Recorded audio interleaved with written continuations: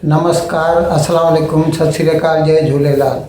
मैं हूं जी प्रेम मटलानी और आप देख रहे हैं हालात आज़रा का प्रोग्राम। हकीकत ये है, इब्तिदा में आपसे दरख्वास्त है चैनल ज़रूर सब्सक्राइब करें। नाजरीन, आज हिंदुस्तान की स्पेस इंडस्ट्री के लिए एक तारीख़ी दिन है। आज हिंदुस्तान ने अपना सबसे बड़ा, सबसे भारी रॉकेट लॉन्च किया है। उसको उसने नाम दिया है LVM-3। GSLV के नाम से ये पहले करते थे। शुरू में इन्होंने 1 टन से शुरू किया था, 1000 किलोग्राम का पेलोड उठा सकता था। अभी वो 6000 किलो तक यानी 6 टन तक पहुंच चुके हैं। अभी 6 टन तक ये वज़न उठा सकता है। यानी अभी जो कल रात को 12:07 हिंदुस्तान के टाइम पे श्रीहरिकोटा से इन्होंने ये लॉन्च किया रॉकेट। इसमें 36 मसनूई सैयारे थे। 36 satellites were loaded on it, जो आहिस्ता आहिस्ता करके एक 1.25 घंटे के अरसे में रिलीज़ किए गए। अच्छा, पहले जो GSLV होता था वो जियो सिंक्रोनस होता था। यानी एक तो वो 36,000 किलोमीटर ज़मीन से दूर होता था और दूसरे उसकी जो जगह होती थी ना, वो उसका जो मतलब रेवोल्यूशन देता था इतना ही देता था जितना धरती अपने आप में देती है। यानी हर वक्त वो हिंदुस्तान के ऊपर ही दिखाई देता, तो इसीलिए उसको बोलते थे जियो सिंक्रोनस सैटेलाइट व्हीकल। अभी वो क्योंकि वो 36,000 किलोमीटर पे ये नहीं जाएंगे, ये जाएंगे, ये लो अर्थ ऑर्बिट में जाएंगे, यानी 1200 किलोमीटर धरती से दूर जाएंगे। अच्छा, ये जो है ना एक कंपनी बनाई है, दुनिया की कंपनी है, इसका हेडक्वार्टर लंदन में है, वन वेब। ये जो है ये मसनूई सैयारों के ज़रिए सैटेलाइट्स के थ्रू पूरी दुनिया में इंटरनेट का जाल बिछा देंगे। अच्छा, उसमें से उनको टोटल 648 ऐसे सैयारे छोड़ने हैं खला में, जिसमें से अभी ये जो 36 रात को छोड़े और वो कामयाबी से अपने अपने महवर पे पहुंच गए हैं और अभी वो धरती के चारों तरफ रिवॉल्व कर रहे हैं। 36 सैटेलाइट जो रात को छोड़े गए, इस 36 को मिला कर अब उनको ये हो गया 462। तो ये 23 के इब्तिदा तक मतलब अर्ली 23 में ये सब पूरे हो जाएंगे 648 सैटेलाइट। अच्छा, इसको हम हिंदुस्तान के लिए, इसके लिए भी इसको हम तारीख़ी दिन कहते हैं, क्योंकि इस तरह से अभी हिंदुस्तान ने जो है ना कमर्शियल लॉन्च शुरू किया है। अभी पहले हिंदुस्तान क्या करता था कि इनके जो भी रॉकेट्स होते थे तो हिंदुस्तान के अपने ही सैटेलाइट्स, अभी जैसे PSLV polar satellite launch vehicle या GSLV या ऐसे दूसरे, या जो दूसरे समझो मौसमियात मेट्रोलॉजिकल डिपार्टमेंट वालों के होते थे, रिमोट सेंसिंग सैटेलाइट होते थे, तो वो सब हिंदुस्तान के अपने होते थे जो कि वो खला में छोड़ता था। लेकिन अभी हिंदुस्तान ने दुनिया के दूसरे ममालिक के पेलोड्स भी लेना शुरू किया है। अभी ये वन वेब जो कंपनी है ये इंटरनेशनल कंपनी है और इसमें हिंदुस्तान की एक कंपनी है एयरटेल जो है, जो यहाँ पे मोबाइल सर्विसेज देती है, सुनील भारती मित्तल की कंपनी है, वो भी उसकी पार्टनर है। लेकिन ये कंपनी इंटरनेशनल है और पूरी दुनिया में ये इंटरनेट की सहूलियत दे रही है। अभी भी तकरीबन आधी दुनिया में इसकी जो है ये फैसिलिटी ये थ्रू सैटेलाइट के इंटरनेट पहुंच चुकी है। और जैसे ही ये सब 648 सैटेलाइट पूरे हो जाएंगे तो पूरी दुनिया में इसकी ये अवेलेबिलिटी हो जाएगी इंटरनेट मिलने की थ्रू से। इसी तरह हमने एक दूसरा प्रोग्राम किया था, उसमें हमने आपको बताया था कि रिलायंस इंडस्ट्रीज़ का जो मालिक है मुकेश अंबानी, आजकल दूसरे नंबर पर है हिंदुस्तान में अमारत के हिसाब से। तो वो भी अपनी तरफ से उसने भी ये मन बनाया है और वो भी कुछ दिनों में जो है अपने सैटेलाइट वो भी लॉन्च करेंगे और वो भी सैटेलाइट के थ्रू हिंदुस्तान को इंटरनेट की फैसिलिटी देना चाहते हैं। इस मकसद के लिए हिंदुस्तानी सरकार ने एक नई कंपनी बनाई है, उसका नाम रखा है न्यू स्पेस इंडिया लिमिटेड। अभी ये कंपनी जो है इसरो के साथ मिलकर, इसरो यानी इंडियन स्पेस रिसर्च ऑर्गेनाइजेशन, तो ये दोनों मिलकर ये लॉन्च व्हीकल मतलब वो रॉकेट्स भी बनाएंगे और खला में उनको छोड़ेंगे भी। तो इस तरह से हिंदुस्तानी सरकार को कीमती ज़र मुबादला भी मिलेगा, फॉरेन एक्सचेंज भी कमाएंगे। नाज़रीन, हमने आपको बताया था कल इमरान खान को तोशाखाना केस में इलेक्शन कमीशन ऑफ पाकिस्तान ने नाअहल करार दे दिया है और उसको डी सीट भी कर दिया था। फ़िलहाल तो उसके जो एक सीट थी अपनी मियाँ वाली और 6 सीटें वो जीता था। ताज़ा जो बाई इलेक्शंस हुए थे इतवार को 16 तारीख को। अभी उसने जो है इस्लामाबाद हाई कोर्ट में इस फैसले को चैलेंज किया है, यानी वो अपील में गया है।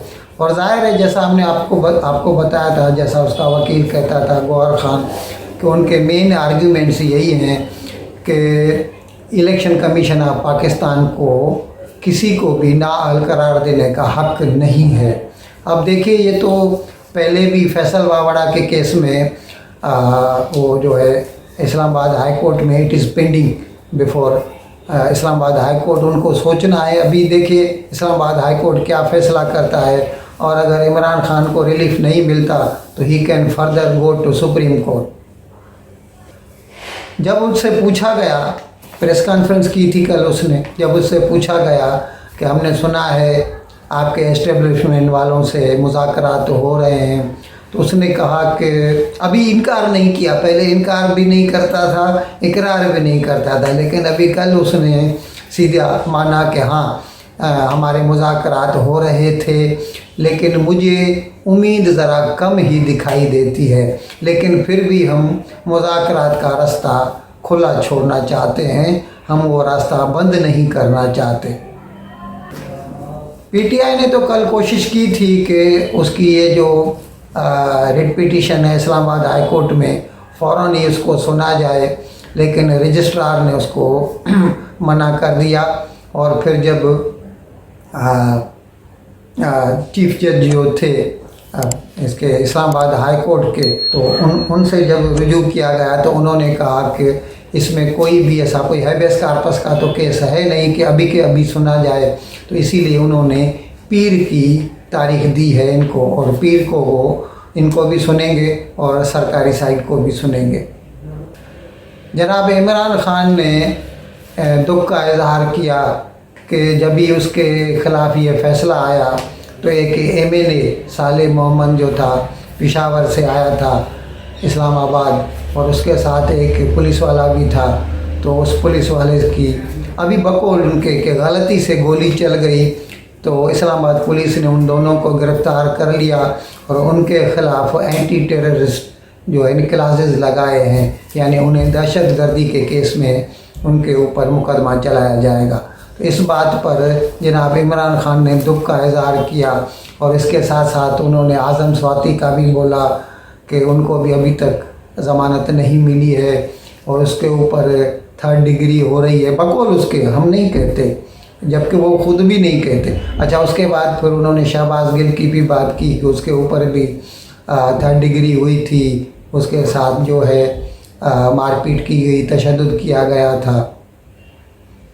इसके साथ ही उन्होंने कहा कि हम जल्द ही लॉन्ग मार्च का ऐलान करेंगे, और जैसा वो कह रहे हैं उनके कहने से तो यही लगता है कि आइंदा जुमेरात या जुमे तक, अभी हम आज 23 तारीख़ है, तो 27 या 28 तक इसका ऐलान हो सकता है, और अब कब होता है, कैसे होता है, इसके कांटूर्स अभी मालूम नहीं है, लेकिन चंद रोज़ में उसके बारे में पता चल जाएगा।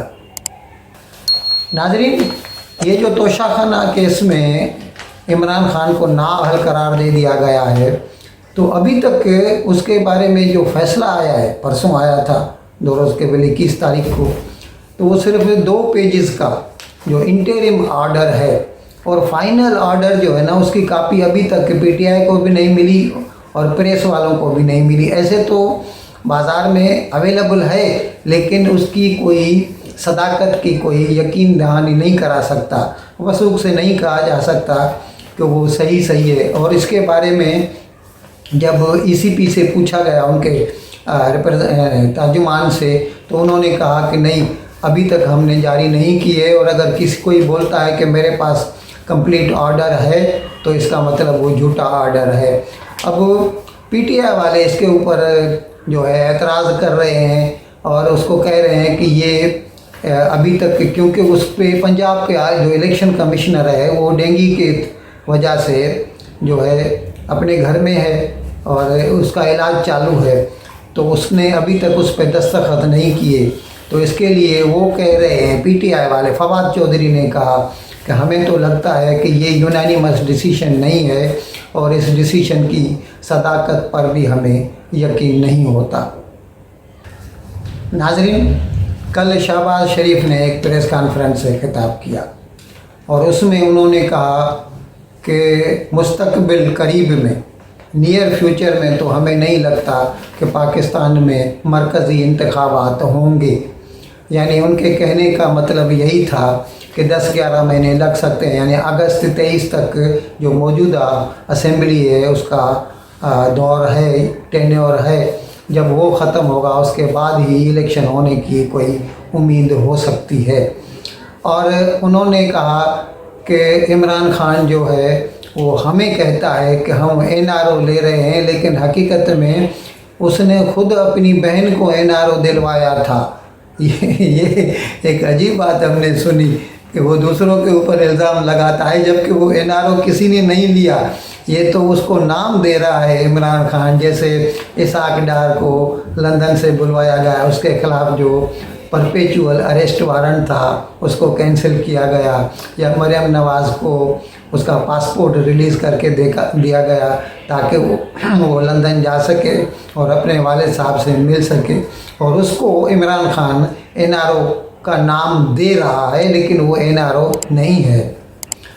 जनाब शहबाज शरीफ ने ये भी कहा कि हम किसी भी सूरत में, अभी वो जो है ना, वो भी वही ज़ुबान बोल रहा है जैसा इमरान खान बोलते। इमरान खान इनको चोर डाकू बोलता है, आसिफ जरदारी को, नवाज़ शरीफ को, और इसी तरह अभी शहबाज शरीफ जो है इमरान खान को चोर डाकू बोलते हैं, क्योंकि उसके ख़िलाफ़ फैसला आया है तोशाखाना केस में।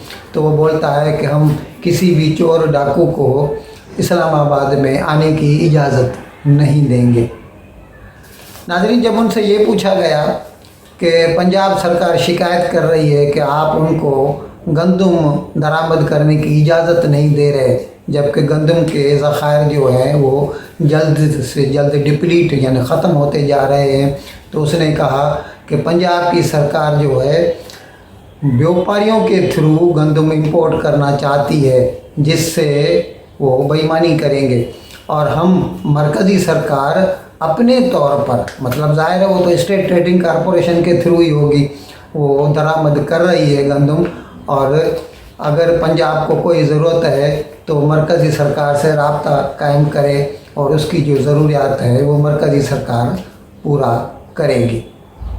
इन अल्फाज के साथ मैं आज का प्रोग्राम ख़त्म करने की आपसे इजाज़त चाहता हूँ, लेकिन विदाई लेने से पहले एक मरतबा फिर आपसे मेरी दरख्वास्त है कि जिस किसी साहब या साहिबा ने अब तक हमारे इस चैनल को सब्सक्राइब नहीं किया, अज़राए करम इसको जल्द से जल्द सब्सक्राइब करें, प्रोग्राम को लाइक करें, शेयर करें और घंटी का बटन दबाना न भूलें। बहुत बहुत शुक्रिया। खुदा हाफिज़।